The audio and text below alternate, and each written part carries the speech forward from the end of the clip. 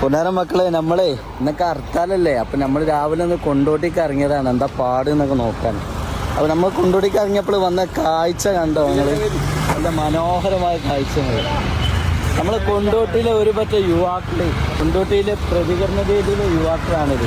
ഈ റോഡ് എന്തെങ്കിലും ആ നല്ല മനസ്സിലൊരു സെലൂട്ട് കൊടുക്കുന്നത്. കാരണം സ്വന്തം വണ്ടി എടുത്ത് ഇന്നൊക്കെ ലീവ് കിട്ടുന്ന ടൈമിൽ കുടിക്കാൻ അല്ലെങ്കിൽ വേറെ പുറത്തൊക്കെ ടൂറ് പോകുന്ന ടൈമിലാണ് നമ്മൾ ഈ പ്രതികരണ വേദിയാണ്. കൊണ്ടോട്ടി ഒരു കൂട്ടായ്മയാണ്. അതിൽ പെട്ട നമ്മളൊരു മുത്തുണ്ട്. മുത്ത് നമ്മൾ പരിചയപ്പെടുത്തേണ്ട ആവശ്യമില്ല, എല്ലാവർക്കും ഒരു ഫേമസ് ആണ്. ഇത് നമ്മൾ ചങ്ക്. ഹലോ, എന്താ പാട്?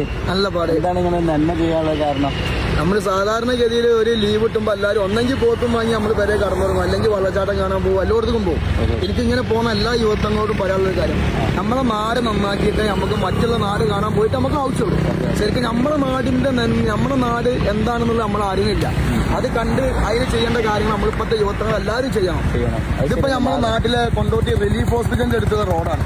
ആ കാണുന്നത് തോടുമാണ്.